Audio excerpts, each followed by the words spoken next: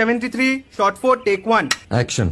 ফুলে যদি এতই কাটা গোলাপটা তুই তুললি কেন? প্রেমে যদি এতই ব্যথা সেই প্রেমে তুই ভুললি কেন?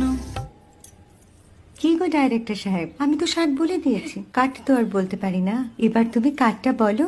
Got it. Excellent shot, excellent. Madam আপনার সাথে একজন দেখা করতে এসেছে। নমস্কার, নমস্কার। বসুন।